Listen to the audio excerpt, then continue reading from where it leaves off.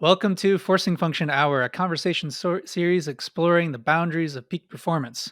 Join me, Chris Sparks, as I interview elite performers to reveal principles, systems, and strategies for achieving your competitive edge in business.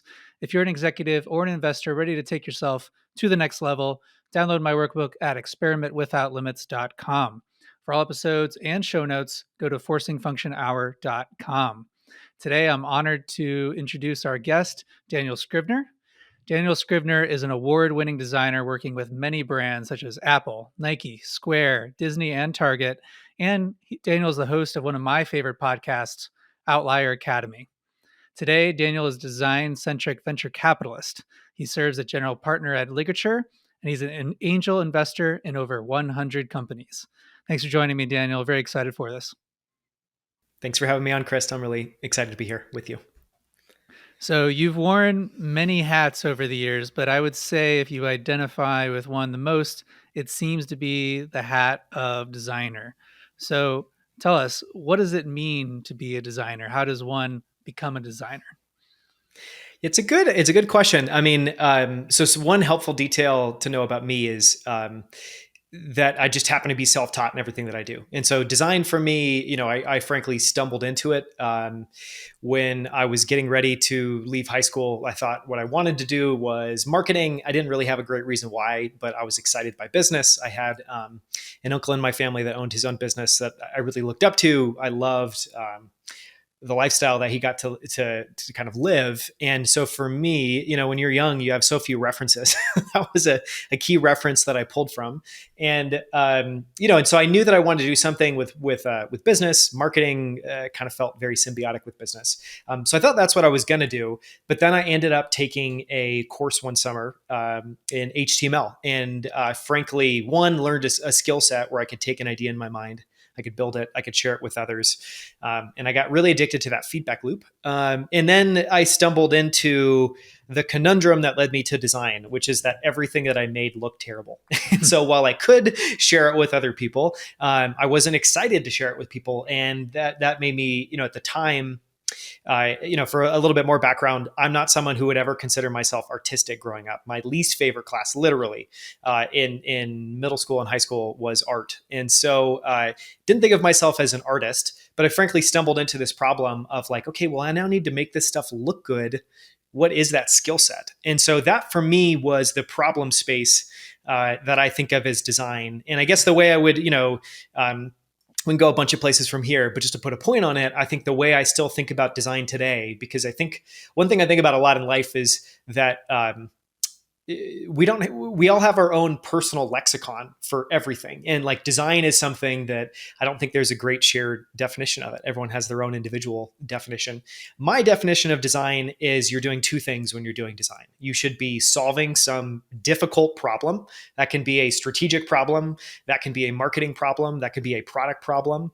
And at the same time, you're trying to execute that in a way that it stands out from the mass of things that are out there, and can honestly feel like a singular creation in a lot of ways. And I think when you've done both of those things, when you've made something that looks effortless, that feels effortless, that is surprising in some ways, and solves the problem, you've achieved something really, really well.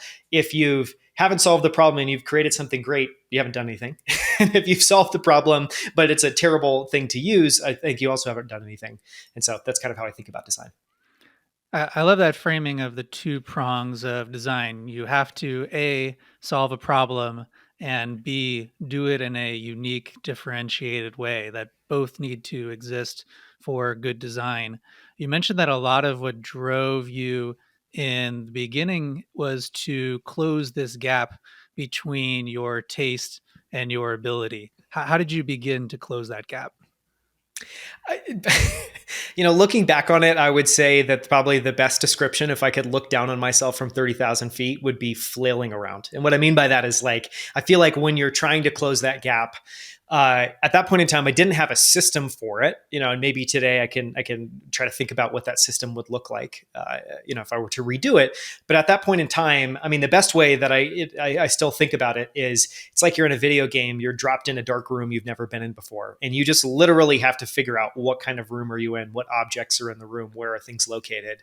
And that's something that I think about a lot. But I would say that was honestly, it was, so to kind of go back in time, it probably took me uh, 2 to 3 years to close that gap. And to close that gap, what did I do?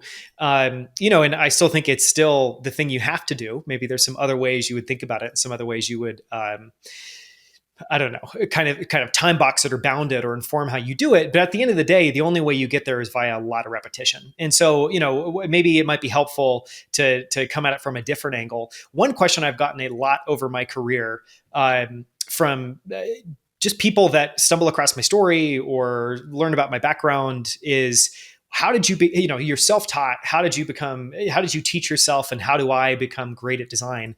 And my answer every single time is, one, you need to love it so that you're willing to kind of throw yourself into it with reckless abandon, and because it's going to take you a long time. And then the second piece is, you just need to, a way of thinking about it would be like, imagine you've never gone to the gym before and you have a completely atrophied muscle. And now you need to build up that muscle. It's going to take you a long time. And so, how would I think about it today? And maybe what were some of the things I was doing back then? I think there's a couple things that you do whenever you're developing. At that point in time, the way I would describe what I was doing is, one, developing an aesthetic, because I don't think I really had one. And then I think the second thing was finding my own aesthetic and finding my own perspective and my own point of view. And I think that's something I would just call out is, whenever you talk about aesthetic, there is no one aesthetic. There is no, this is the way to do it. Aesthetic in general is a massively subjective field. And one of the things that's fascinating, I've worked with a lot of really talented designers. We all have, myself, every designer I've ever worked with, there's some overlap, but there's wildly different, strengths, weaknesses, approaches to solving different problems, likes for this approach versus that approach. So it's enormously subjective. But I would say the two things you're doing is, at that time, I was reading voraciously and consuming anything that to me had some reference to design or some reference to aesthetics. So I was everything from, and I still have it, so I have a massive reference library at home. I would buy books of designers whose work I really loved, and I would have reference books on the shelf that I would pull down. I had books that I stumbled across at one point in my career.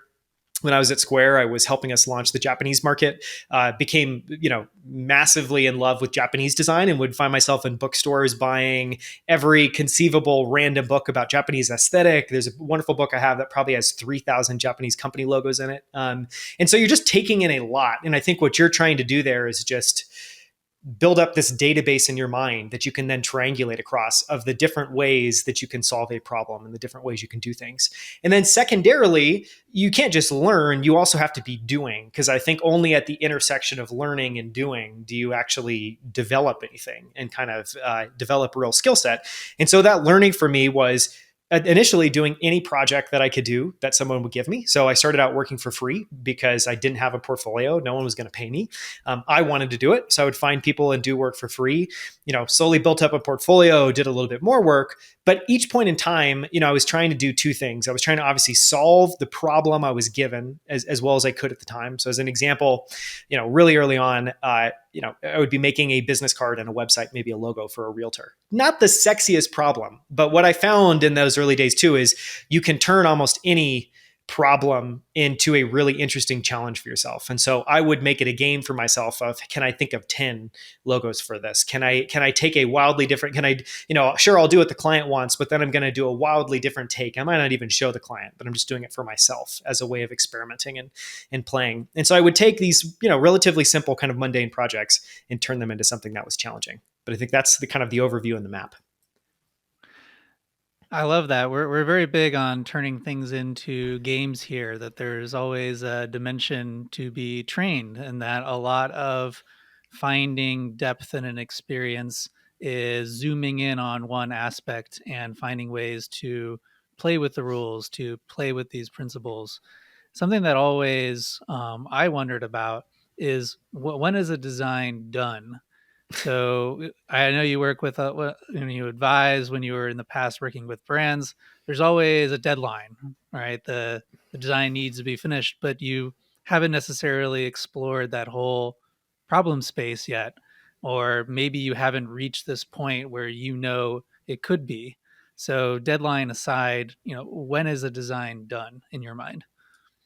It's a great question. I would, first start out by saying that I think if you talk to any designer or creator or artist, they will tell you that nothing is ever done. And what they mean by that, I think, is kind of twofold. One, as a designer, one of the skill sets, as a creative, one of the skill sets you're using all the time is iteration. And so there's always another iteration left. You're always looking at something. I think this is one of the great frustrations of being a designer, is you're always looking at the world and you're looking at your own work and you're seeing the gaps. The gaps you see much more clearly than the things that are actually done well. The things that you should be proud of, the things you should be excited about. The stuff that's stares back at you is all of the things that you're like, I don't know if that's it. I don't know what it is yet, but I don't think this element or this piece or this kind of bit of the design is as good as it could be.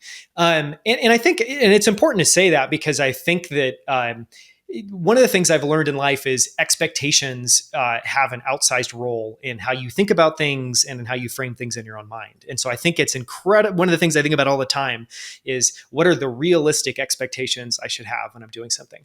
And I would say with design, one of the realistic expectations is if you truly love your craft, you're going to be thrilled to ship work, and there's always going to be a piece of you that's like, it's not done yet. I have more to do. You have to learn to cut it off at a certain point in time. And so, there was a story I was reading recently. I'm a huge fan of Stephen Pressfield, and for people listening to this, one of the books that I really like is the War of Art, not the Art of War, but the War of Art. And Stephen Pressfield talks about it. He's an incredible writer. He's written some of my favorite books. I highly recommend The Gates of Fire. It's probably the best realistic historical account of the Spartan War, the Spartan 300. If you're familiar with that story, you've seen the Hollywood version. Probably this is the real version. It's done really well. He's also written a bunch of books. But, one of the things that he talks about is, and this is in a separate book that builds off on this idea, and I think every creative person has to have this in your mind, or you're going to either go crazy or you're going to be out of touch, is there has to be a part of you that sees your work as just a giant sausage of links. And you always are just grinding out the next link in the sausage. And you have to remember that because nothing can be precious. And at some point in time, you have to be done with it and you have to move on to the next link in the sausage. And it's like an incredibly unsexy metaphor, but I think that there has to be a side of you that is always asking that voice, like, is it time to, is this good enough to kind of be able to ship and be able to put down and then there's the other side of you that will always perpetually be looking for things that can be done better. And I would say for a creative, really, when you've done something really, really, when you're really proud of your work, you've had enough time to sufficiently explore the problem space and find interesting and intriguing solutions to it. And you've had enough time to polish it so that you feel proud of it.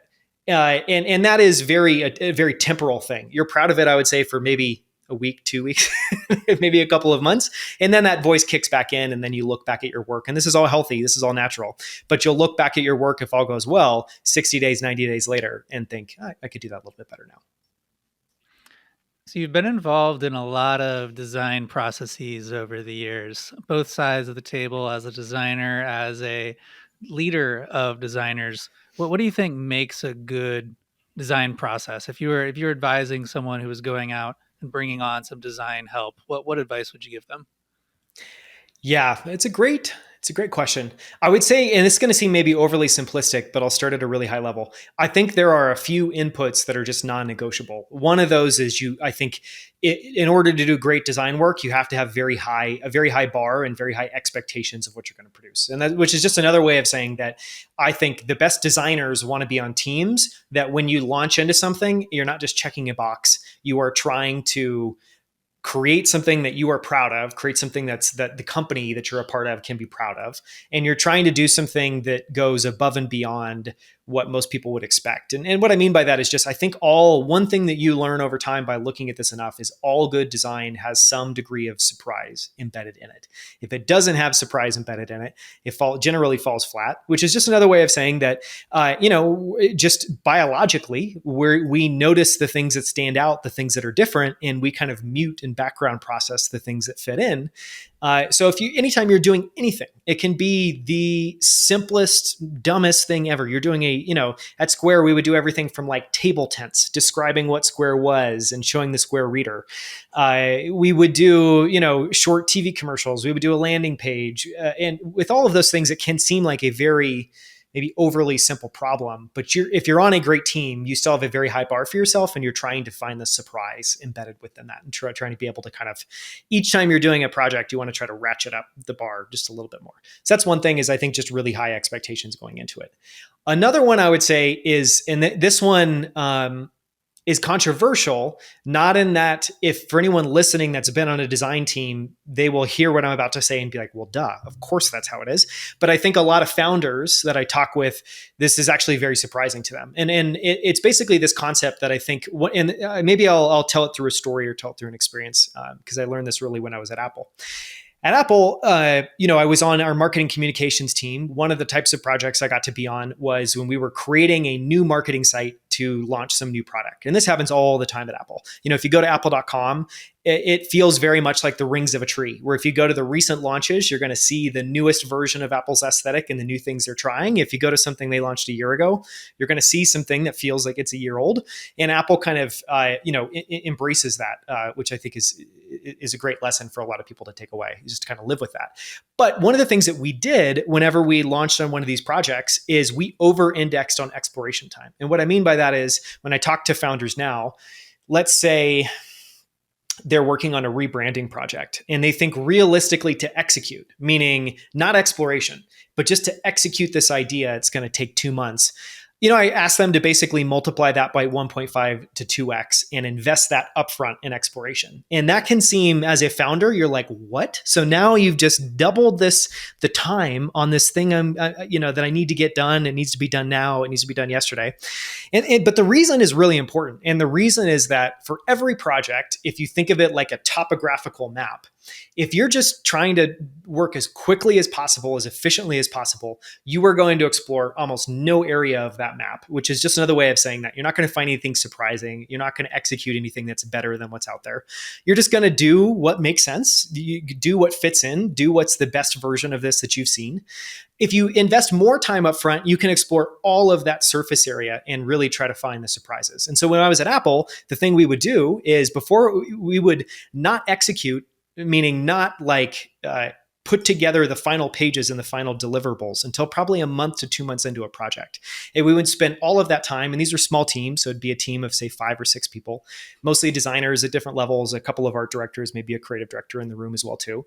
And for that time, all we were doing is doing wild explorations. And this is also, as a designer, everyone's bringing their own aesthetic. So for a moment, they're taking off the Apple hat a little bit and saying, well, what would I do if I had carte blanche to do anything? And so everyone's throwing out all these crazy ideas.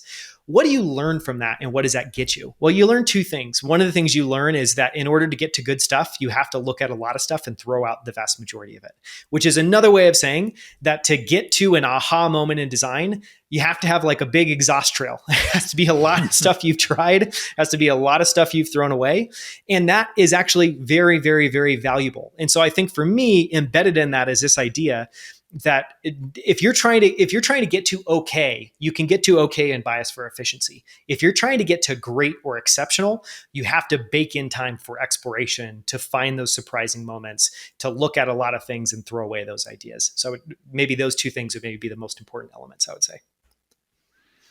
Yeah, like any process, needing to go in with what is success? What does that mean? And if you are trying to create something great, creating the conditions for that, which generally Exactly. means having lots of space to explore the possibilities, and that great versions of anything usually emerge iteratively after many not so great versions, but where small discoveries occur along the way that can be built upon.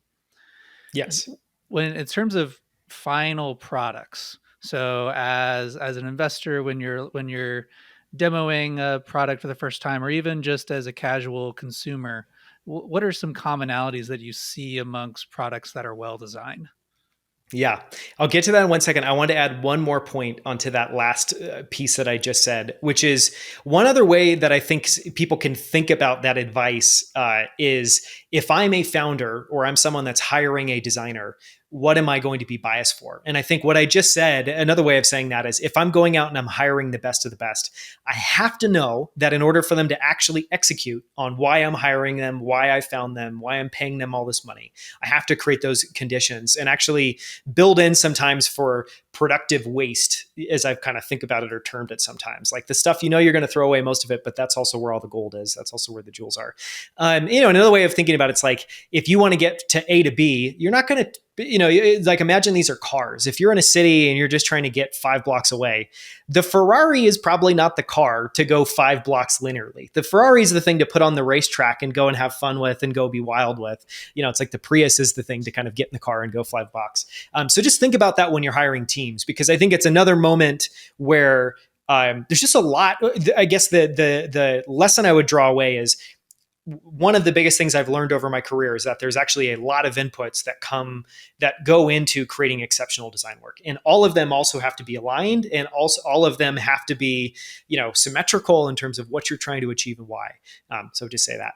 In terms of qualities of well-designed products, honestly, at the end of the day, it's clarity of thought. And what I mean by that, I recently, I think what struck this home for me, or reminded me of this in the last couple of weeks, was Paul Graham, tweeted something, and it was like, good writing is so good because it's just clarity of thought, and that's also why it's so difficult. And I think that's there's a lot of similarities there with design. When you see something that's well designed, and I'm going to blow this definition out in a really big way for a second. Well designed can be the chair that you're sitting in. Well designed can be the fitness wearable that you put on. Well designed can be the clothes that you're wearing or the movie that you just went to go and see.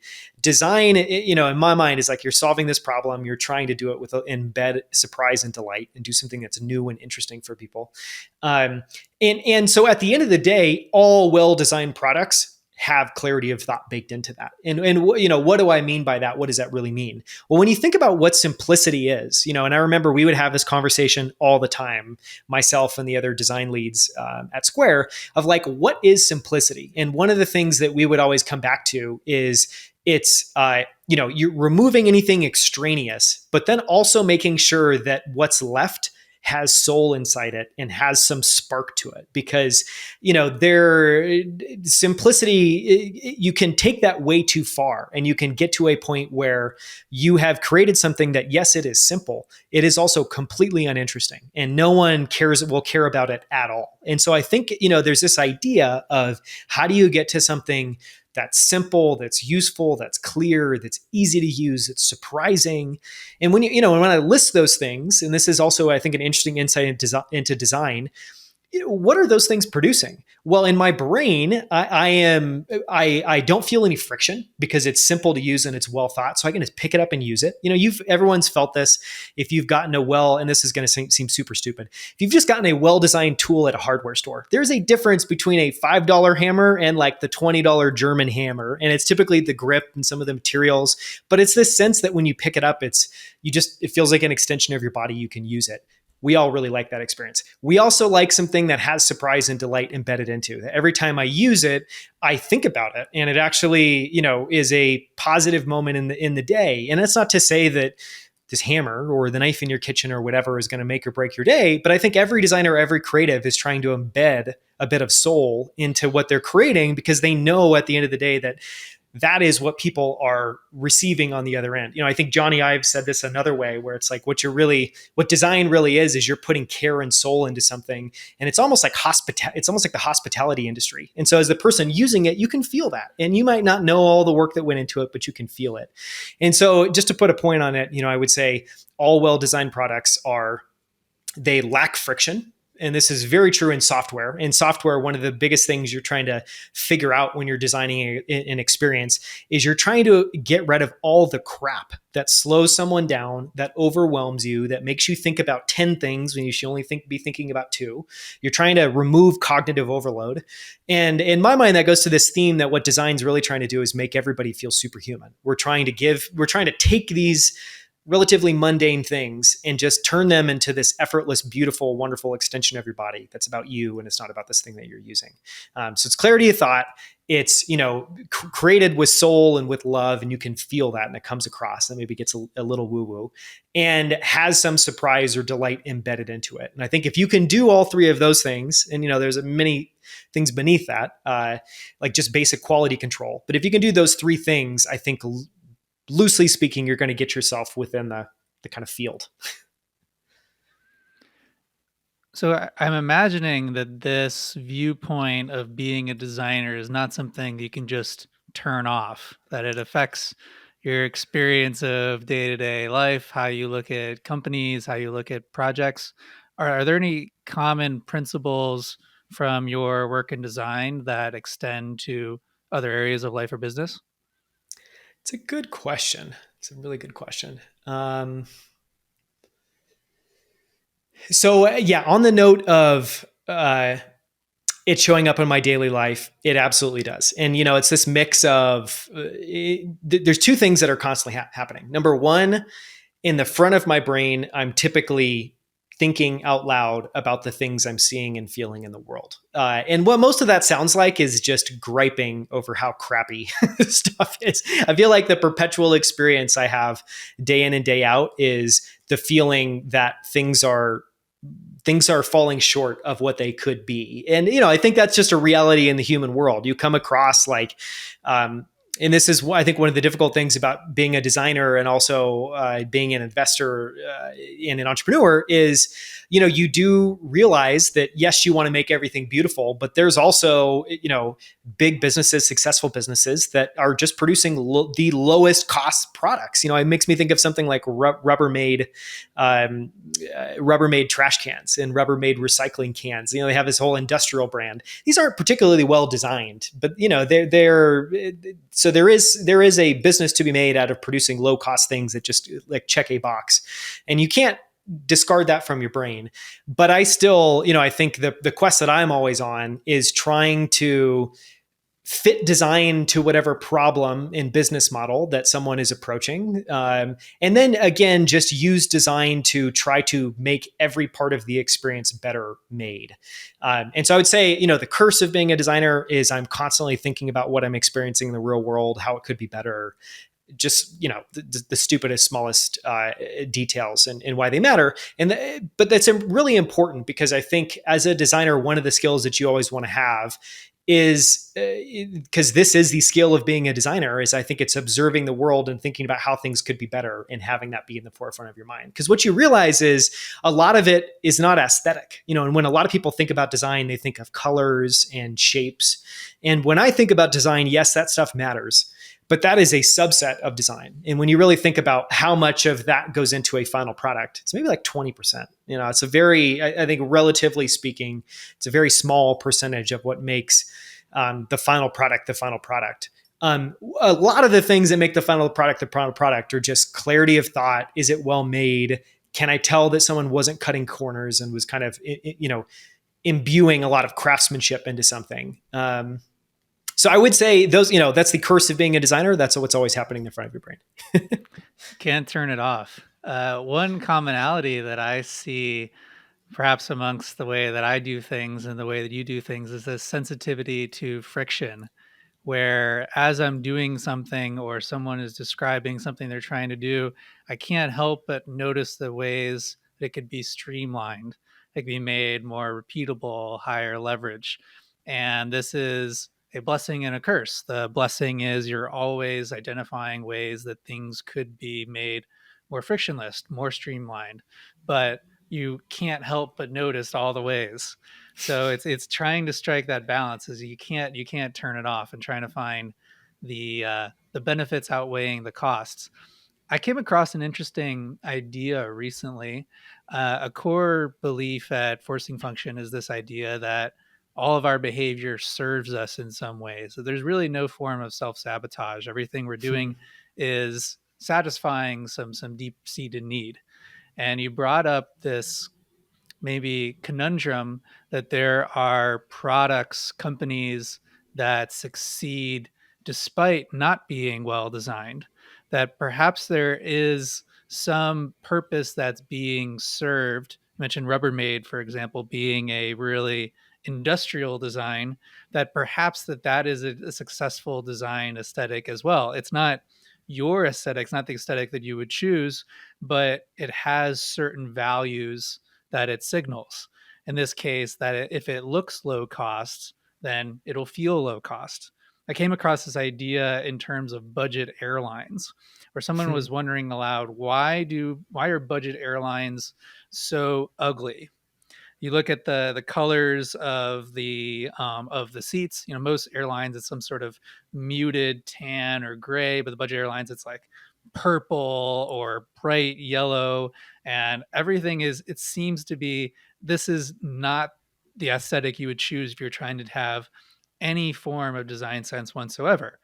But it brought up the idea, well, if it's not cheaper to design in such a way, why would they choose to design it in such a way?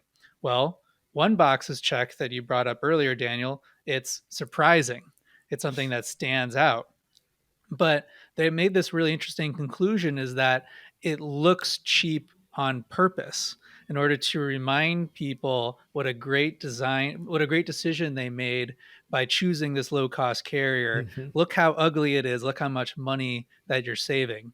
So I think it's a really interesting idea if we look at the things around us, the products that we use every day, and what is the purpose that's trying to be achieved. If it is successful, assuming that it's successful for a reason, we might not agree, it might not be the way that we have done it, but there is a purpose being served. I think that's a really Yes. interesting mindset to take to look at No, it things. is. I mean, it immediately makes me think also of Costco. I feel like maybe Costco's the, I don't know, most well respected low cost aesthetic. Because you go inside, it's just concrete floors, it's polished concrete floors. Everything's utilitarian. They use the shipping containers to display the products, you know, and it works because I think they're the key. And I think this is what's really interesting. And this is something I think I've spent a lot more time thinking about philosophically over the last 5 years is design's role is being very different in different use cases. And a lot of those use cases are informed by a business model. But if you have a business model where if you understand what Costco is doing, if you understand what low cost airlines are doing, it is literally a flywheel of cost savings that perpetually work to lower the cost of what they're doing. And so could you drop Apple designers into Costco and Applefy Costco? And would that make any sense or work? Absolutely not. It doesn't make any sense. It doesn't, that's like oil and water. Those wouldn't fit together. And so I do think, and this is something, this is something I've thought of in terms of the arc of design careers. And I'll make this really short. But, one way that I think about, designers gaining experience, because I had this experience myself, and I think a lot of designers do, but it's not necessarily conscious. When you first start out designing, for better or for worse, one, you don't have a ton of data to triangulate across. You don't have you can't look at a problem and really come at it with anything else than what do I think? Because you haven't done it 5 different ways. You can't pull across those experiences yet. And so you're naturally just going with what makes sense for you. And so at the start of your career, everything you make, for better or for worse, is very, very narrowly defined in terms of an aesthetic. And I think as you get more experienced, and this, not all designers approach it this way, but this is the approach to design that really resonates with me. As you get more experienced, the best designers I've worked with, they would work at a company for 6 months and then leave and go to another company. And at first, you might look at that and be like, "Well, what are you doing? It doesn't make any sense." But when you would go and talk to them, for them, it was really, "Well, I'm here. I'm flexing this muscle for 6 months."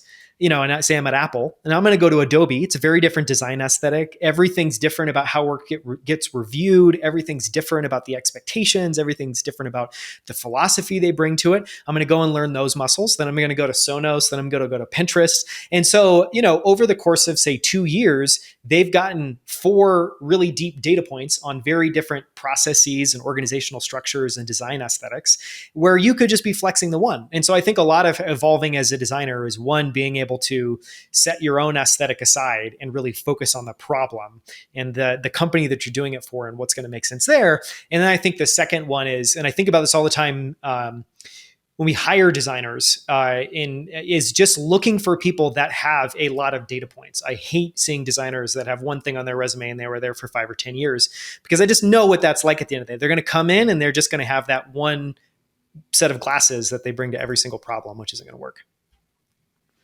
That's a really interesting point of a real commonality of the skill set is the adaptability to constraints, and that you're working within one problem set and optimizing for those variables.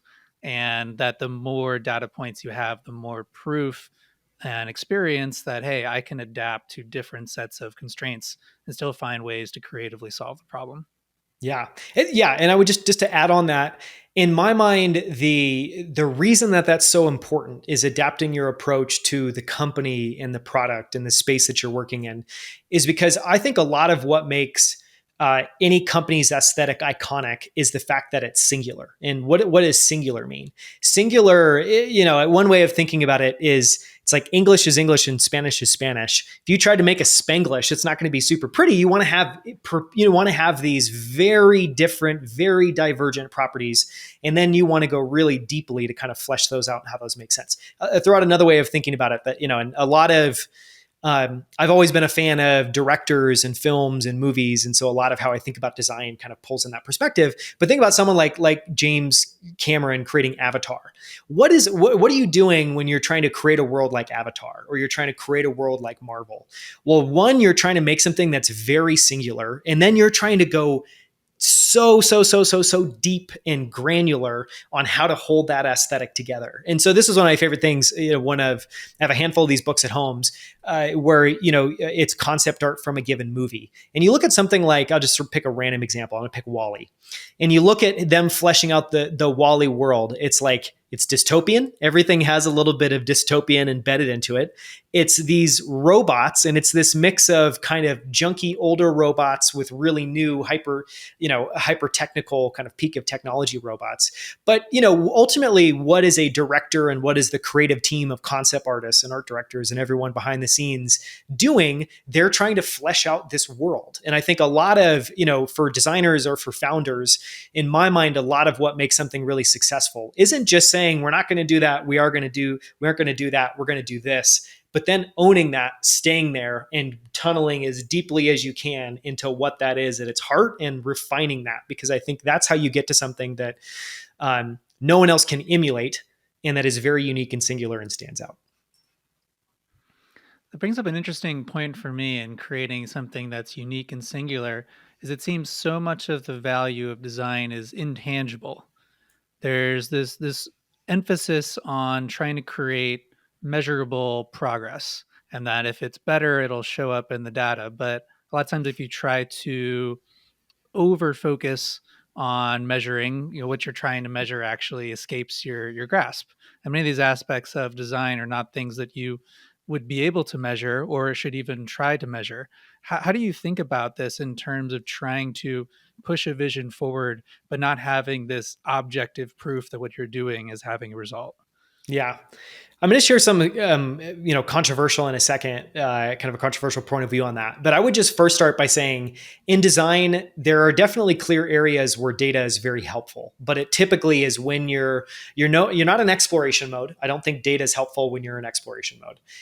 Data is very helpful when you're in refinement mode, particularly when what you're working on is very important to some metric within the business. And this is another thing I think that a lot of designers struggle with. And it's something that I feel grateful for, the fact that I'm naturally interested in business. There's always a part of my brain that's thinking about that, and I'm bringing that to the problems that I work on.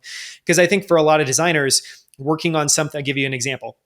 Working on, like, one of the most impactful things that we did, and we spent an enormous amount of time on this in the early years at Square, was the conversion funnel, the sign-up flow. And this is something, if you say, conversion funnel, sign-up flow to any founder, they'll be like, oh my, everyone knows, everyone's optimizing it. And what's fascinating there is design design in the aesthetic sense doesn't play a huge role. The biggest way that you can move that needle that I found is by removing steps, which is much more of a back-end engineering. How can we, background engineering, it's more of an engineering task, or it's a task of progressive disclosure, saying we don't need this now, we can get this later on. You're kind of breaking up and chopping up the problem. So there are areas when you're in this refining mode where data is very, very, very helpful. And I think it's actually kind of the only guide that you need to know whether you're moving the needle. But it's because the whole point is to maximize a metric, and obviously tracking that metric can help you maximize the metric. So it's a very specific type of problem. The intangible part of design, I think I'll be super honest in that I struggled with that a lot early on. And what I mean by that is, I think for me, I've always been really good at exploring, and I've used exploring and iteration to try to get to what feels really good.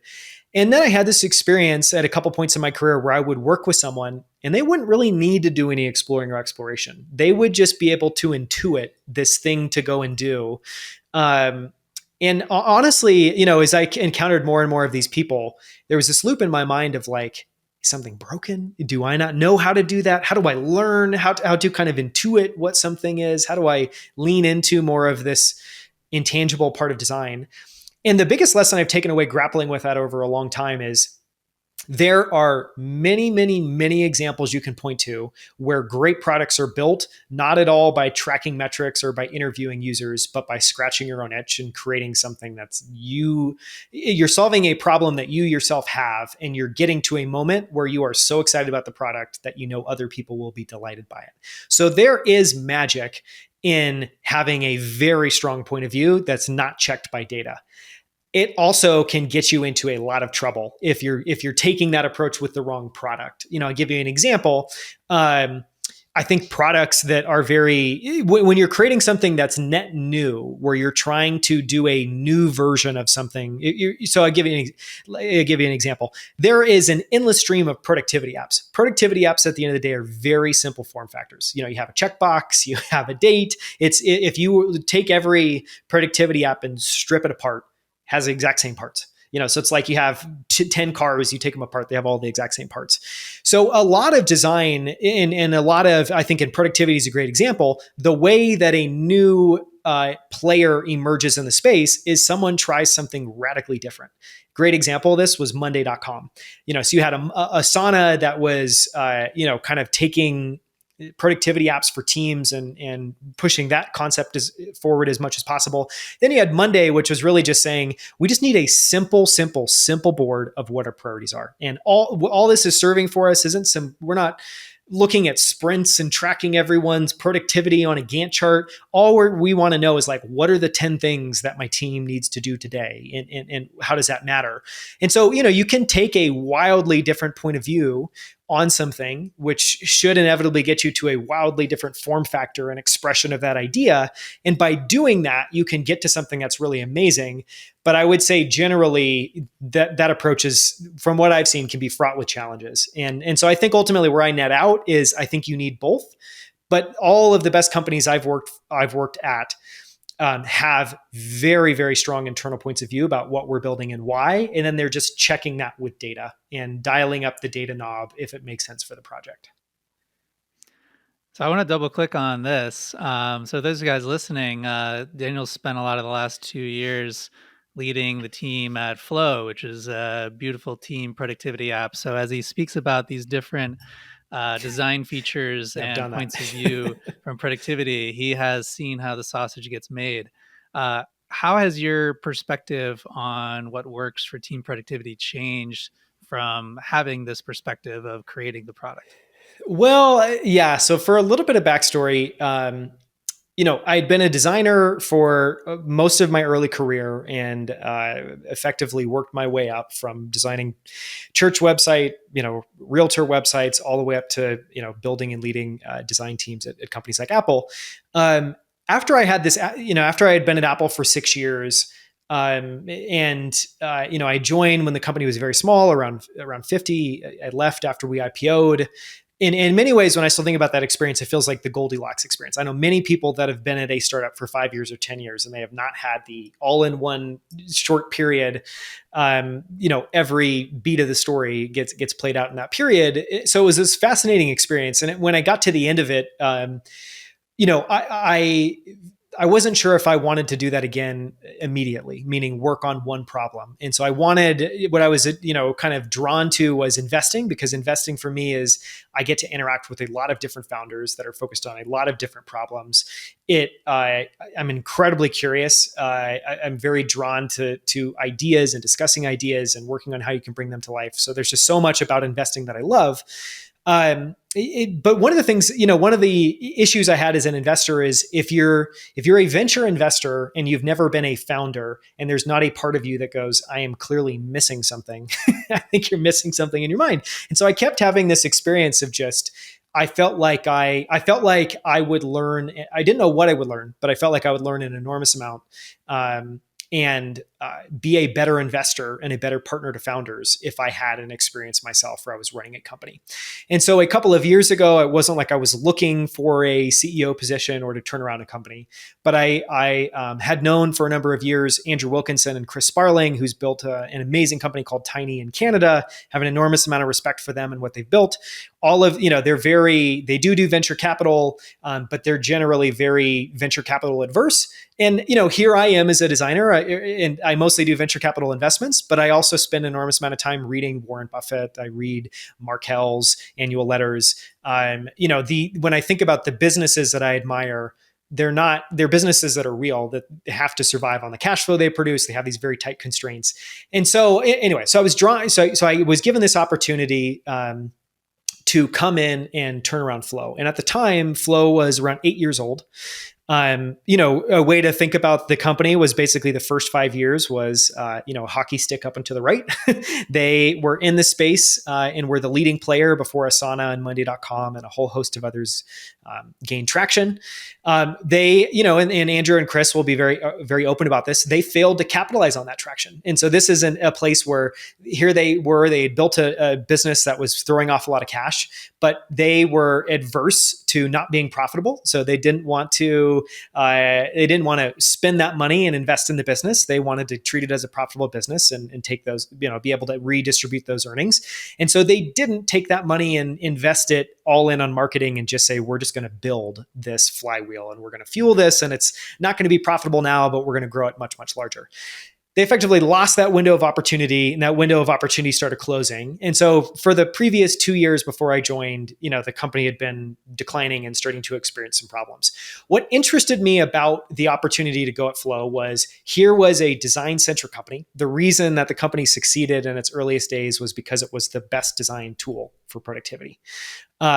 They served a lot of designers, they served a lot of product teams. And it was an opportunity to come in as the CEO, but not as a founder, where this was an all-in bet, as someone to come and learn what it was really like to run an operating business. And I would also be really frank, I would probably not have taken this position if it wasn't working with Andrew and Chris. A huge part of how I always approach every part of what I do is a massive focus on who I'm going to be able to learn from and spend time with and work with. And it was an amazing opportunity to go and to learn from Andrew and Chris and from the company that they've built, the other people that are within Tiny. It was brutally difficult 2 years to turn around that business. And we can talk in a second about what that was like and some of the highs and lows. But, I think what it really opened my eyes to was, one, there are certain, and so in investing, I'll make it jump to a tangent for a second. In investing, one of the things that we have at Ligature, and I have this for myself as well too, is default no buckets. What do I mean by that? I mean that when I'm looking at companies, there are certain types of companies or certain industries that are a default no, where basically it is always going to be a no, and something has to reach a high enough amount of kind of evidence and excitement and interest in what they're doing, and a sense that what they're doing is very, very, very different, that it's actually worth taking the bet. productivity apps are absolutely one of those places because it is a brutally competitive industry. It is a race to the bottom. There is in some industries, if you think about a fat tail distribution, in some industries, there are one or two players that have the vast majority of the business. So there's a big spike. In some industries, it's a very fat, long tail. Productivity is the canonical fat, long tail industry. There's just so many players competing. So I would say it's brutally difficult. We definitely tried to offer something different to the market. And at the end of the 2-year period, and I can get into more of the tactics, there was a lot of data that was suggesting we were headed in the right place. But I think what I learned more than anything was just some brutal lessons about what it's actually like to run a business and what it's actually like to compete in very zero-sum industries. What would some of those lessons be? So, man, okay. So if we actually get into the lessons that I learned, I think some of the lessons are not surprising at all. So, when I was offered the opportunity to come and become the CEO, I don't think I spent enough time thinking about just how wrong things were going to be in the business when I came in, and which is just another way of saying, I think the way I would reframe this if I was talking with someone that was going to come in and try to do a turnaround is, where there's smoke, there's fire. So if the business is not doing well and things are not headed in the right direction, that's just what you're seeing above the water. There's a lot of dysfunction and stuff that's not working well or not set up for success once you get further underneath the surface. That was absolutely true. So the things I learned once I came in was not only did we have to effectively redesign and reboot the entire product, but there was a staggering amount of tech debt that effectively meant that we actually needed to take about 12 months and address all of this cumulative tech debt that basically, unless we addressed it, we couldn't grow. If we did start to grow aggressively, we were likely to have extreme outages. And so it was just a not super awesome scenario for being set up for success and being able to move forward. I think one of the other lessons I learned was, and this stuff I would say there's not, just to be really clear, it's not like what I learned was here's what to do and here's what I did wrong. I think it's here's some rules of thumb I might follow if I were to do this again. Because I think, again, you have to always come in. I'm a big believer that there is no playbook for anything. You have to come in and assess it and think about it from first principles and really try to deconstruct what makes sense there. But one of the other things that, I don't think I appreciated enough was here I was as an outside CEO coming into a team. I didn't know anyone on the team. I was an outsider effectively coming in to lead the company. This was a team I hadn't hired. This was a team that had been at the company working together for a very long period of time. And so in my mind, I thought initially of all the positives. I thought of, well, this is going to be great. I at least have a team that gels well together. I have a team that can execute in all the different areas. And I think if I were to start again, I would have probably thought much more aggressively about cutting that team to begin with, really doing a holistic assessment when I got there of who actually should be on the team going forward. And what I mean by that is not so much when you're coming in and you're turning around a company, one other way of thinking about that is you effectively have to completely change the culture of the company. You have to change us from a company that is losing and making incorrect decisions and is in a negative feedback loop into a company that can make its way over to a positive feedback loop that can start to win together.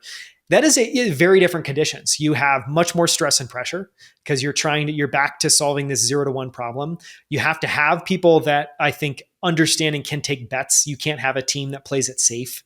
You have to have a team that can be inventive. You have to have a team that knows to move with brutal speed on some things that just need to be addressed really quickly. And so I think culturally, I didn't appreciate enough that I've listening to books like Frank Slootman, Amp It Up, and talking about some of the turnarounds. He clearly speaks about some of these same principles. But I don't think I appreciated that enough. And then I think in terms of the stuff that generally worked, maybe I'll share some of those things.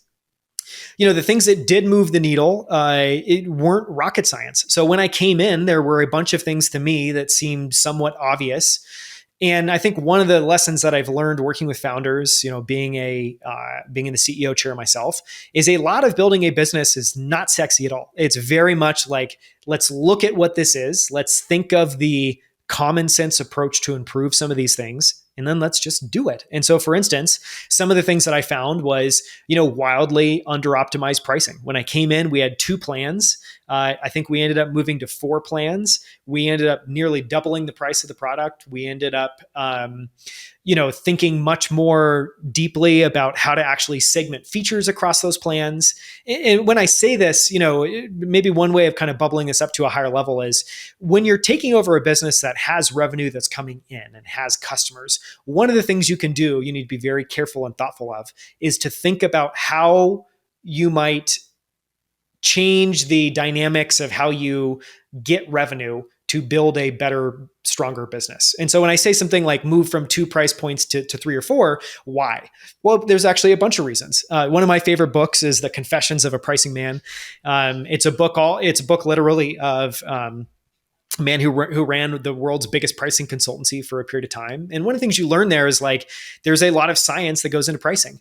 When you have 3 plans, it generally makes people anchor in on the middle plan. When you have 2 plans, people don't do any anchoring. When you move from 2 to 4 plans, you can also gate features. Gating features, if you're in the software business, is a massively effective way of shaping what plans people land on and shaping where people need to go, which obviously shapes what they're going to be spending with you each month.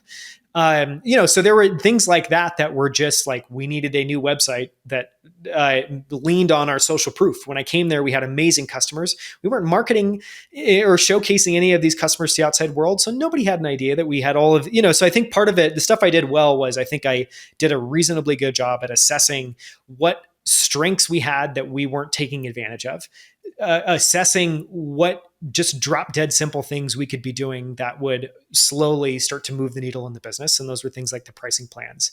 And then the stuff that was much more difficult is product direction. We could talk about that, but that was a whole nother piece.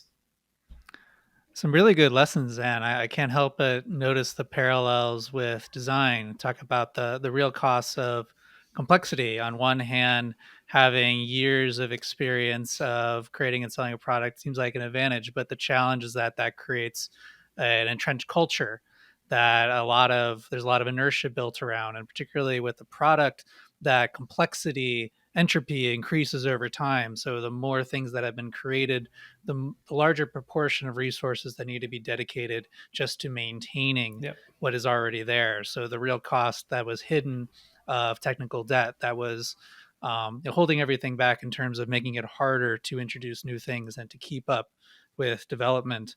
And particularly as an outsider coming in, the benefit that you have is seeing things with this fresh perspective of not taking any of these assumptions for granted, making sure that the things that are being done are looked at with this fresh eye and a fresh lens. And I like that way you put this of needing to change the dynamics. We talk a lot about feedback loops at forcing function, and this concept of you have a negative feedback loop where what is working is not happening. So there's perpetuating patterns that are not getting to where you need to go. So needing to step back, take the 0 to 1 mindset, and really rethink things from plan A. And a lot of what you just said is like the things you're not going to be doing anymore, who's not contributing, the things that are not working, the plans that are not leading to the place you want to be. And that seems to be a good encapsulation of why these turnarounds are so challenging. Is it's a complete reimagining of how things are done. And in a sense, a lot of the assets that are there actually turn out to be liabilities, and you're not quite sure which is which from the outset.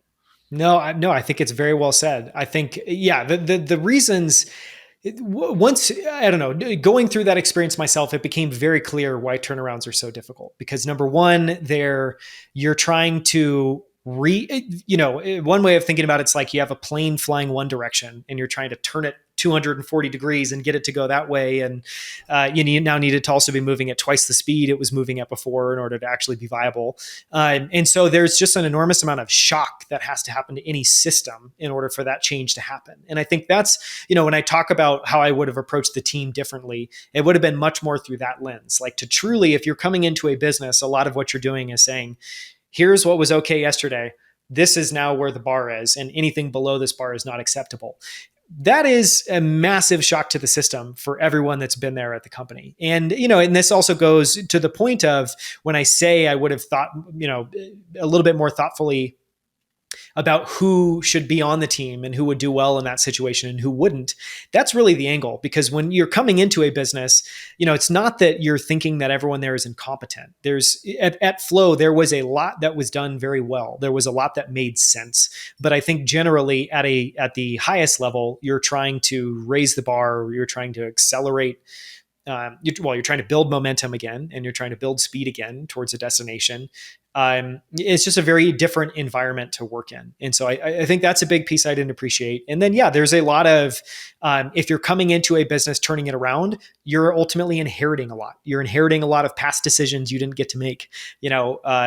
I won't get into all of the details, but in the first, I would say 9-12 months there, it was like a punch in the face, a different type of punch in the face every single week. At one point, I suddenly got invoices for $100,000 in legal bills for a fundraise that had happened a year ago before I was even the CEO. And so, as a profitable business, this now comes out of my revenue. I didn't decide to raise this capital. This wasn't a decision that was made under me, but I now need to be responsible for fulfilling that commitment that the company made.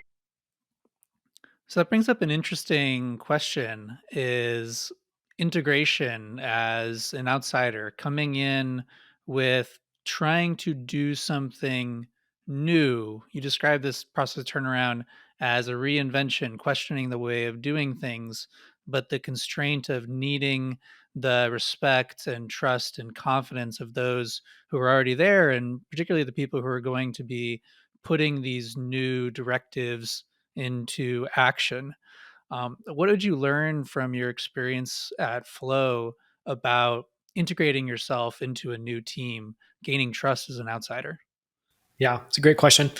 I think this is an area where, in hindsight, I would have taken a very different approach. And what I mean by that was, I was obsessed, probably overly focused with this idea of building trust with the team. And I think to a little bit of my detriment. And what I mean by that is, a clear job of any leader is to be building and maintaining the trust of your team. And when I think about, like the ingredients that go into building and maintaining trust, it's very simple. I think it's confidence and clarity around where you're headed and why, and the ability to communicate that to the team, because whether you like it or not as a leader, you will always be judged on, are we headed in the right direction? Do we feel like we're making progress? And so that one, you need to be able to paint a picture from the team of what you're doing and why. And then you need to show that you will change and adjust that plan as you move forward and get new data. But only by doing that can you actually build the trust of your team. Your team needs to see that you have confidence and conviction in a direction, and the ability to communicate that clearly and defend that to the team. And then you have to be able to line up all the decisions that you're making to that. And, as an example, I guess I'll give a, very contemporary example. One of the things I've been following really closely is the turnaround of Peloton. And about a week ago, I read I do not recall the name of the CEO who's turning it around. But I read an email that he sent to the entire team. And in that memo, he had to let the team know that they were shutting retail stores and laying off a bunch of retail staff, closing departments, stopping all of these things that are not awesome. But he did a wonderful job in the email of just saying, here's why we need to make these decisions. Here's what we're doing. And then showing compassion around those difficult things and just saying what people need to hear, which is, this sucks. I do not want to let these people go. These are great teammates. This isn't a thought, this isn't about them as a person. This is about us as a company trying to get to a better place where we can be more sustainable. And so I think a lot of it is the tone. But again, if I was to break it down, I think the things that, my advice to myself would be to not be overly focused on building trust with the team. And because if you're focusing on that in abstract or by itself, you're kind of missing the bigger picture. And I think the right way to approach it is you need to have conviction and clarity around where the business needs to go and why. The ability to communicate that to the team, the ability to then line up and show in your day-to-day work that all the decisions that you're making are laddering up to this, because it's very, it gets rid of a lot of anxiety and it builds a lot of trust when people see, oh, the where we're headed is not changing. We're headed in the same place that we were last week and a month ago, and we're making progress. We might be slow progress. We may not have achieved our big goals, but I can see that we're making progress, and I can see that we're being methodical. And so a lot of it, I think I would have just approached it from a much higher strategic level, as opposed to truly treating it, which is the way that I did, of I need to build the trust of each individual member on the team. And there is a component of that. I am a big believer that you need to go in and build rapport and have a real relationship with substance with all the people on your team, especially the leaders on your team. But I think much, much, much more important than that is clarity of strategy and the ability to just show methodically that you're threading that needle. Thanks. I love that. We've covered a couple different hats so far. We've been a designer, we've been an operator. I love to put our investor hat on. You've been doing venture investments, angel investing for a number of years now. You've made over 100 investments, and I'd be remiss to not try to get some of your lessons there as well. Carrying on this theme of coming in as an outsider, I'm curious in your perspective on adding value as an investor. When you think about succeeding in the venture game, it feels like you need to either have some sort of proprietary deal flow or some way of winning competitive deals that most people kind of know the companies that look Mm-hmm. good, at least on paper. And the challenge is always getting allocations in those deals because they tend to be oversubscribed. So the advice is always to find some way to add value to those founders. And a lot of investors try, and it seems like many investors get in the way more than they actually help. How have you found your personal way of getting into competitive deals by being a value add investor? Yeah. So I think part of it, it might be helpful to go back to why I started venture investing in the beginning. And why I started venture investing was I was at Square at the time. I was a couple years into, leading the design team, building out the design team at Square. And I knew a lot of people that were starting companies. It was typically an engineer founder. And I kept having the same experience where I would sit down with the founder or sit down with their team because, and if people are wondering why, it's because we're in San Francisco and you're always meeting and talking with people that are working on interesting stuff, and everyone's trying to help out one another. So I would go and have these conversations with some friends or friend of friends. And what I would consistently find is people had what I thought were very strong ideas. They had some of the skills, typically the building engineer skills, to actually build a product. But because honestly, the complete lack of design, it was just totally unappealing. So I just kept having these experiences where I was like, this is a great idea. I can tell you really care about this. You've built a prototype, but it's terrible. It's so terrible. And we need to work on, I think one of the things I would say is I think design is a superpower in the earliest stages of venture, because the earliest stages of venture, what are you really trying to do? You have to convince people of your idea and your ability to bring it to life. And you have to show people something that is compelling. And I think that teams that have the design capabilities to be able to do that early punch way, way, way above their weight class. So I had these experiences. I then have this background in design. I'm a rare designer that I'm actually always been interested in investing in business. When I was in high school, I would read books I'm sure no other high schooler was reading, like, The Millionaire Next Door and a handful of these books. I was always interested in business and investing. And so honestly, I wanted a couple of things. I wanted to see if I could actually be useful to founders and be able to get an allocation in deals. So that was kind of like, this would be the goal. Let me just start out by just giving it a shot and seeing how much progress I can make.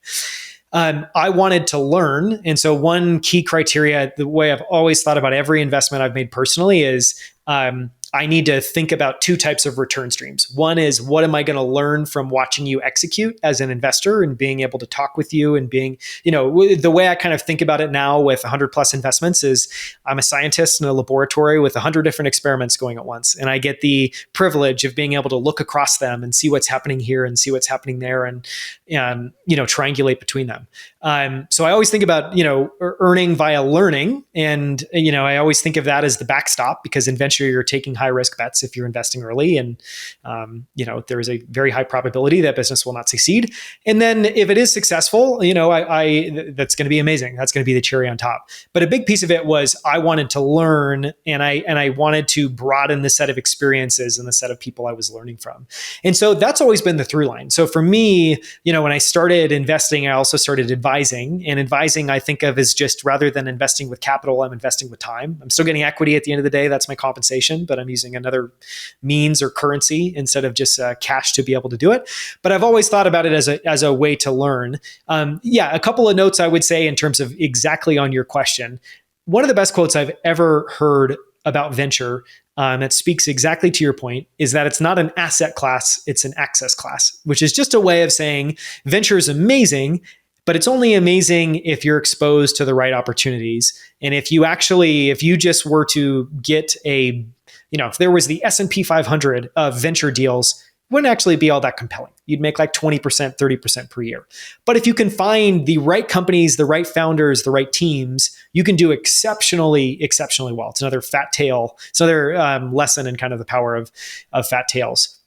So if it's an access class business, then you're, something that you always have to be thinking about as a component of your strategy is how you are going to be able to, one, learn about deals. And there's really nothing mystical about it. I mean, the thing to know about venture is it's highly relationship driven. And so all deals basically you have to know somebody who's also an investor or knows the founder, or the founder has to know you. It's very relational in terms of how you get deals.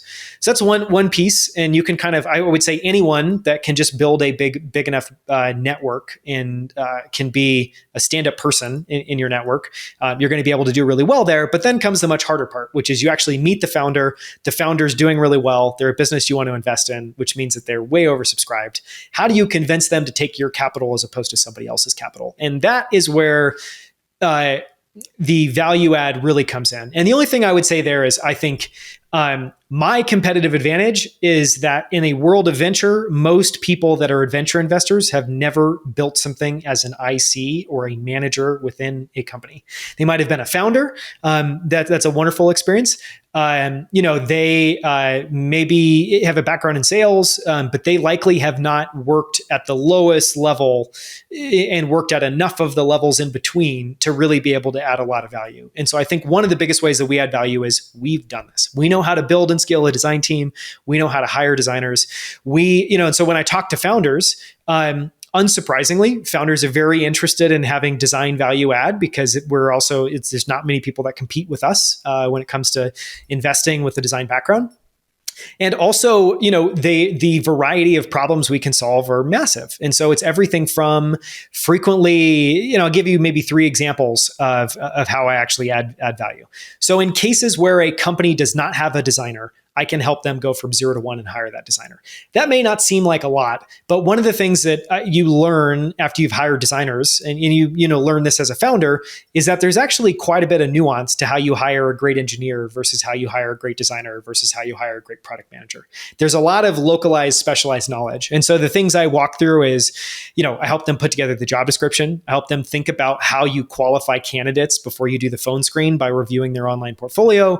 I help them think about how to do the mix of in-person interviews along with actually showing their work and walking you through their work. So that's one piece. Another example is teams that have one designer. You wouldn't realize it, but having one designer on your team means you have one very lonely creative person that has no one to share ideas with.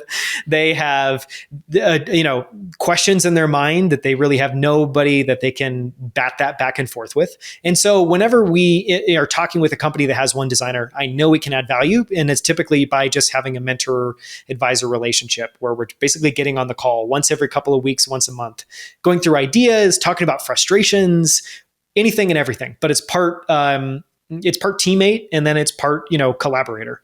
And then the third thing I would say is I always think of it as high risk, high reward activities. What does that mean?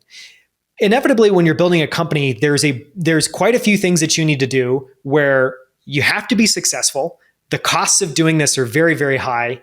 And actually, you have to make sure that you don't fail and you don't shoot yourself in the foot. What do I mean by that? A new country launch is an example where you have basically the game that you're playing is how do we mitigate all the downside risk and how do we maximize all of the upside of doing this? What are other examples of that? A new product launch. You only get one chance to do that well or do that poorly. Rebranding your company, another example where you only get one chance to do it well or do it poorly. So in those projects, I loosely think of those as all falling into the same bucket because effectively people are saying, can you help me solve X? And we've done X, we can help you solve X.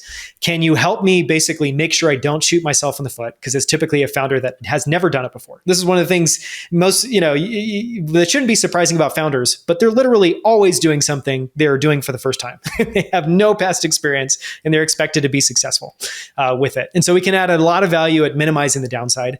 And then, a lot of the value that we add, frankly, is about maximizing the upside. And what do I mean by that? I mean, okay, you've hired this agency to do your redesign. You've agreed to pay them $150,000, which you have a stomach ulcer as a founder for agreeing to that cost. Now, how do you make sure you get $150,000 worth of work out of them?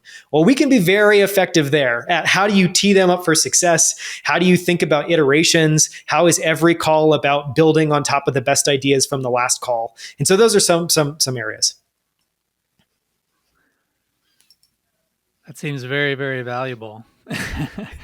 I like what you said about founders are constantly solving problems that they've never had to solve before, facing things for the first time. It's like the primary job description. Just not, minimizing downside, not messing it up. So especially with hiring, knowing what you're looking for, and bringing someone on and putting them in a position that they can succeed, giving them the right resources, and that a lot of creating a good project is the process that you bring to it. So if you haven't run a design process before, there's a lot of holes that you could fall into if you didn't know they were there. So I can certainly see the value. I would love to backtrack to your post Square IPO and thinking, hey, I might want this dual return stream of capital and learning. Let's say you're writing a letter to that past self before you're about to make your first angel investment. What types of things would you want to tell your past self? It's a great question. I wish I had thought about that a little bit more before this. I would, it's really interesting in that, I think the primary thing, so when I, maybe to take a step back and kind of help fill out a couple of, maybe missing things that we haven't hit on. Just a couple of things that are maybe helpful. I'm self-taught in everything that I do. So in design, and this is, I have pride in this, but it's also just the path I've happened to follow. And so there's a lot of luck kind of involved in that. But with design, I never went to a formal design school. I don't have an MFA. I learned by doing. And in investing, it was the same way. A lot of venture investors start by raising a fund and investing other people's money. I started by investing my own money and making a lot of mistakes early on, and then slowly building up a base of learnings and experiences and relationships that allow me to do that at higher and higher and higher levels. So what's the commonality when I think about these things? It's, which is another way of saying maybe what do I do that sets me up for success? That's kind of a softer input.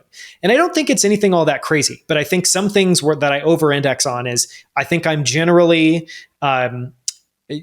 I know where I want to go, and I am very comfortable if it takes a very long time to get there. I will win the slow compounding game, I think, every single time. And I think it's a mix of, if I have something that I'm interested in my mind, it's an infinite game. And so with investing, I'm going to stop investing if I have a bad investment. I am an investor for the rest of my life. This is something I love doing. It's an area I'm always learning.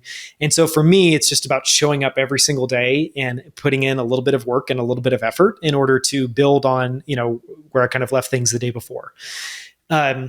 So I would say that's one thing, and so if I were to go back to that former self, I think a lot of the advice that I would give is you will be just fine. And you can be very confident that you will arrive in a great place if you just don't judge yourself day over day on whether or not you're at your goal, but just show up and put in the work today. That, whatever is in front of you that needs to be done, show up and do that work, which is really just another way of saying trust and compounding. A lot of, for investors, for anyone in business, a topic that everybody likes to talk about is compounding. What is compounding? Ultimately, a lot of people, trying to get to this exponential curve. Well, if you look at the math equation for the beginning of an exponential curve, it starts out super unimpressive. It starts out with just a tiny bit of incremental gain on top of a tiny bit of incremental gain. And compounding is just really this idea. I think if you were to take the principle and embody it in a quote, it would just be something like gain traction and then don't lose traction and build momentum. And so it's like, first you need to go from 0 to 1 and just start doing it. Then don't stop doing it. And then every single day, just show up and put in the work, and then ask yourself the question, what do I need to get better at? What do I need to do that I'm not doing today? And if you have those two feedback loops running all the time, I think you'll do really, really well. So I think honestly, I think the biggest lesson that I would communicate is just, you will be just fine. You are meant to do this. You will be good at this. Just show up every single day, enjoy the process, and trust that you're compounding a little bit every single day. Because I think the worst moments I've had as an investor, I've been doing this now for 10 years. There are times where none of your investments are doing very well. There are times where there's no liquidity. If you want to know what it's like to feel like you've made a bunch of money but not have any real money, talk to a venture investor that has it all liquid and private. It's understanding illiquidity and being in a position where the vast majority of your net worth is always illiquid are two very different things. And so I think a lot of, for me, the areas that have caused me undue stress or anxiety were all things around maybe being overly harsh on myself and judging myself and not trusting enough in the process. How have you become more comfortable with illiquidity? I know this is one that has definitely hit me harder than I expected.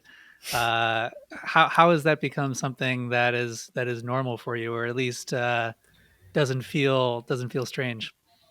Well, so one thing I believe that most other people don't believe is that everybody should probably have a wildly different portfolio from one another. And what I mean by that is, if you think about the traditional financial industry, you go and you talk to a financial advisor, and what do they give you? Well, if you know what financial advisors do, the basic job is to have like 10 models and then fit everybody into one of the models. And so they're effectively just selling you the thing that they've mapped out for other people and just saying, you're an A, so I'm going to put you in model A.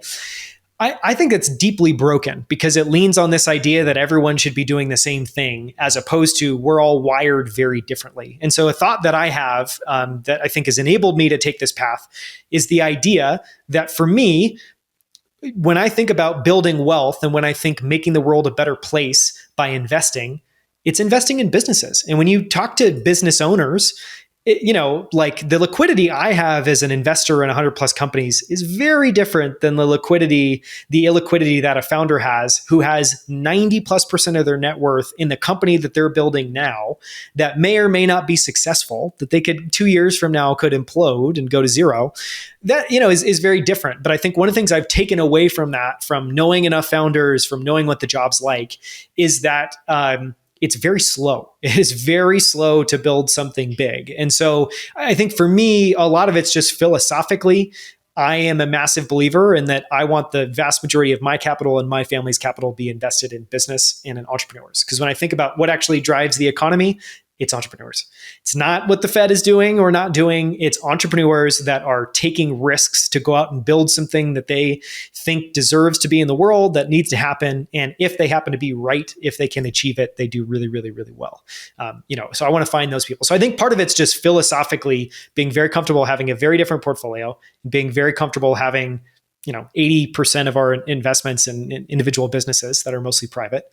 And then in terms of, I would say in my 20s, that was super comfortable. As I'm now in my 30s and I have a family and kids, I have to be much more thoughtful about that. And so what I've, tactically, the stuff that I've done is I have a lot of, I have built with increasing focus other investments outside of just venture over the last 5 years. They will always be a smaller part of my portfolio. So effectively for me, it was saying, okay, rather than 100% of the portfolio being private, liquid, early stage businesses, why don't we now make it 75 or 80? And then, and this again goes to some of the things I'm about to say, people will vomit at or agree with, and that is all fine. But, the stuff that I've added to the portfolio, we hold gold, we hold a lot of cryptocurrencies, always have since 2015, 2016, including individual ICOs as well as tokens.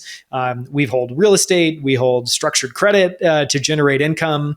So I would say we have investments in a lot of things that, if you were to think about the barbell, you have hyper risky venture on one side. What are the things that deserve to be on the other side? I think that's a thought experiment everyone needs to have, and you should have that. And then this last thing I would say is, I've taken a norm as an investor. Inevitably, I think a job to be done is you always need to be maintaining and building your conviction in the approach that you're taking, which is just another way of saying, if you believe in compounding, the only way compounding works is if you head in one direction over a very long period of time and you're not zigzagging. So a core job of that is making sure that you're always buttressing up for yourself. Why am I doing this? Why does this make sense? And so I would say just a big part of it is the investors, I listen to a wide variety of investor interviews. I read all sorts of crazy, random, esoteric, investment papers over on the side.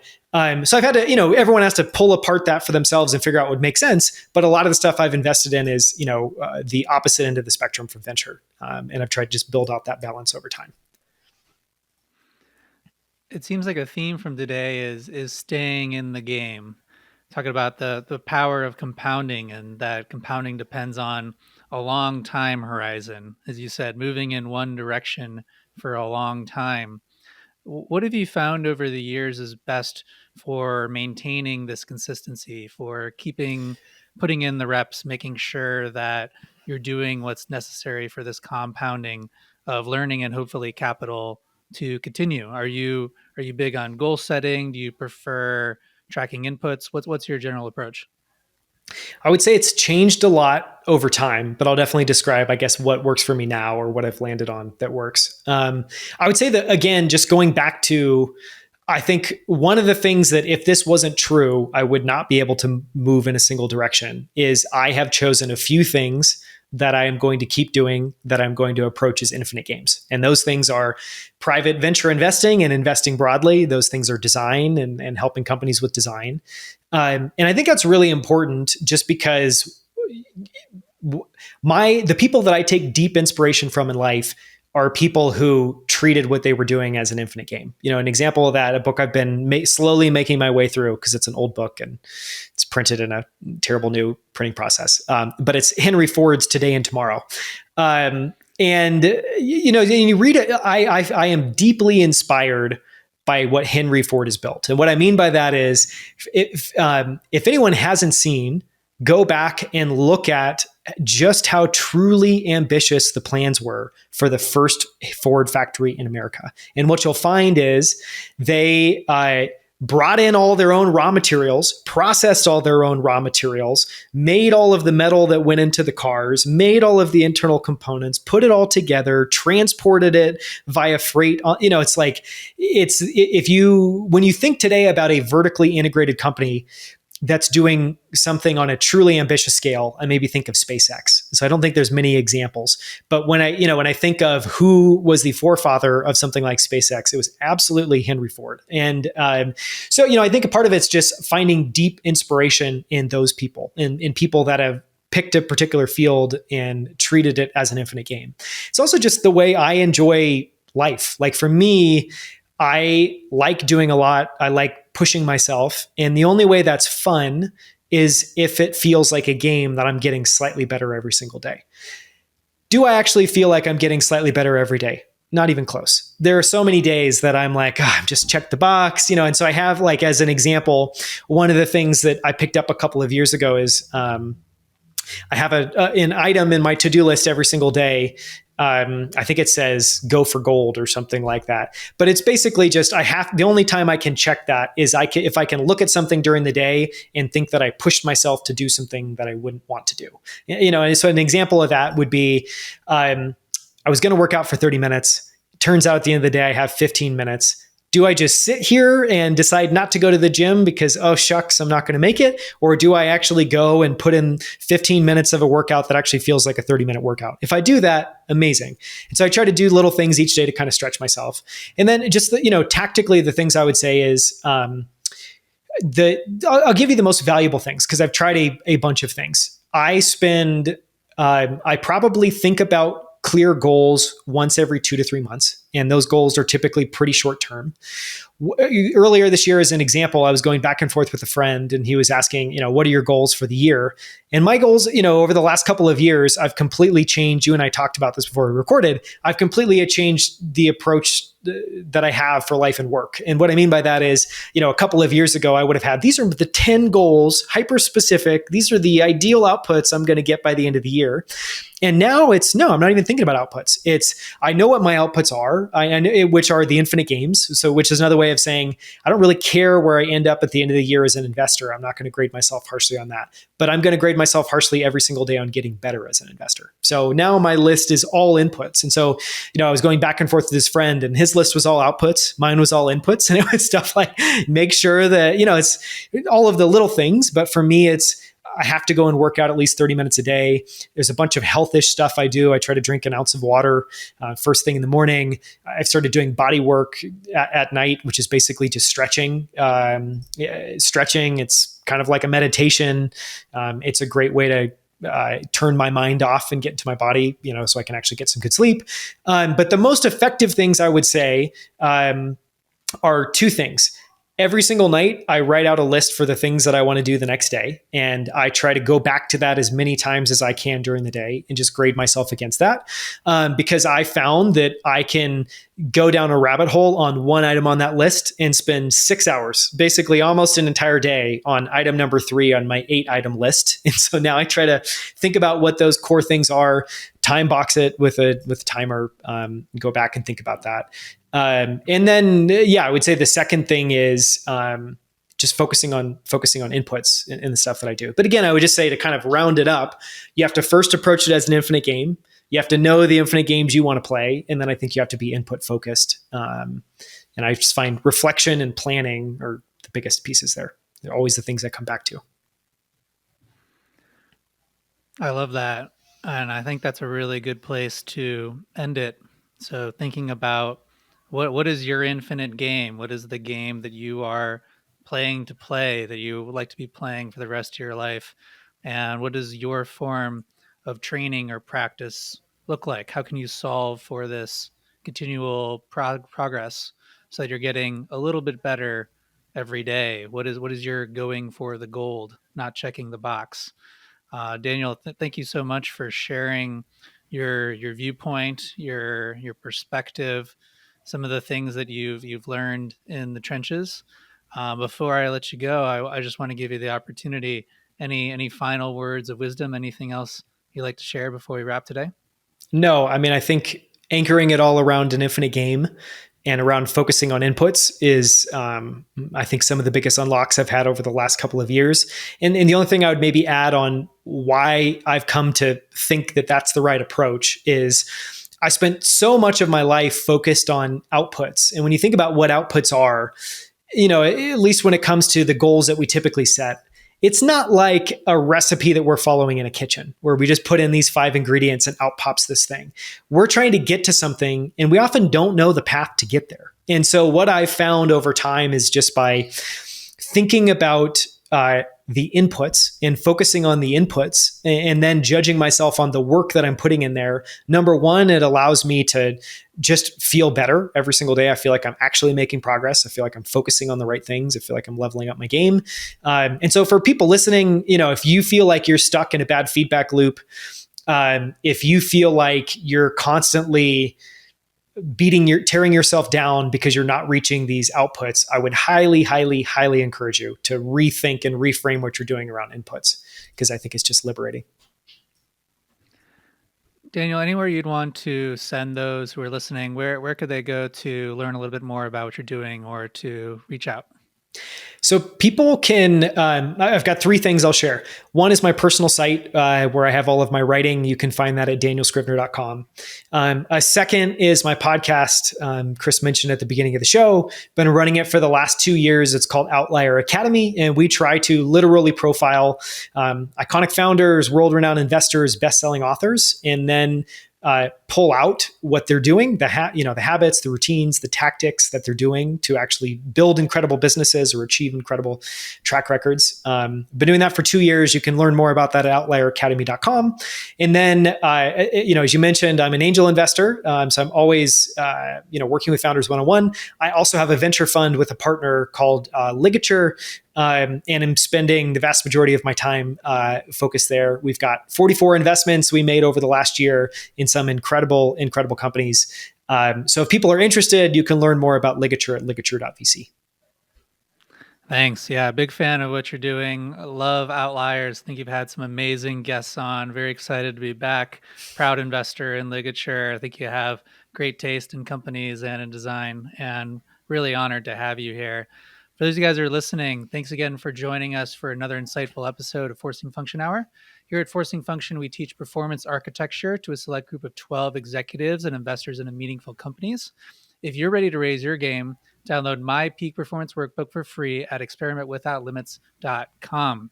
Today's actually a very special day as we announce the fourth cohort of our flagship group coaching program, Team Performance Training. In Team Performance Training, I teach my complete system for peak productivity and performance as a 10-week program. There are 15 places available, but by application only. If you're interested, you can learn more at teamperformancetraining.com. That's all for today. Thank you so much for joining us, Daniel. See you all again soon. Thanks for having me, Chris.